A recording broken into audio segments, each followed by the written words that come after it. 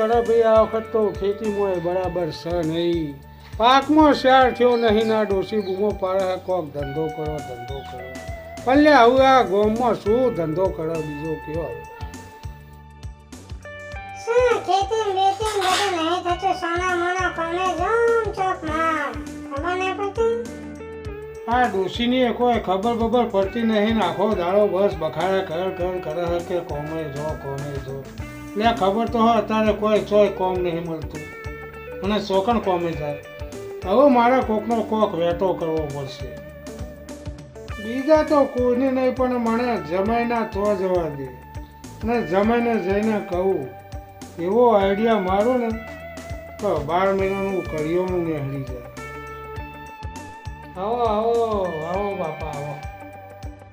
આ તો હું પેલા ગામમાં એક જણની ભેંસ જોવા આવ્યા હતા ને તે કીધું તમારી ખબર કાઢતો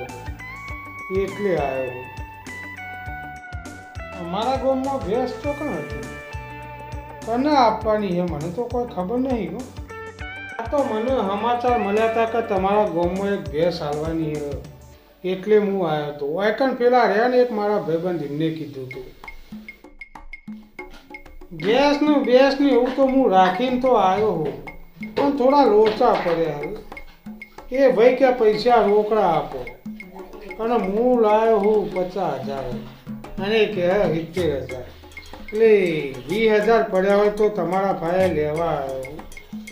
આપશો ને ઓહો એમાં ચારના શરમો શું 20 ના 30 લઈ જાઓ તમે ના એવું તો કોઈ નહોતું પણ હું ઘેર જાઉં ને એટલે પછી તમને અઠવાડિયામાં મોકલાવી દે પાછા હો એવું રાખતા નહીં કે તમારા પૈસા હું રાખું ઘેર જઈને મોકલાવી દઉં હું તમારે અને વહીથી હું લઈ જાઉં ગેસ એને થોડા વધારે જોતા હોય તો એ લઈ જાઉં હું તો ના પાડું તમે લઈ જાઓ હા બધા અને જો 20 આલું બીજા ખૂટું તો કહેજો અને તોથી ભાઈબંધના તો તમે તાર ગેસ લઈ અને જો શાંતિથી એ તો મને વિશ્વાસ જ છે કે તમે મને ના નહીં પાડવાના કદી કારણ કે તમે મને બહુ વખત મને મદદ કરી સારું હેરાતા ને હું આવું જવું બરોબર અને બીજી કોઈ કામકાજ હોય કહેજો આવું પેલી વાત જઈ હું ભેંસ છોડીને જવું તાણ વેટો તો કરી દીધો કિયા ભાઈ ભેંસ રાખી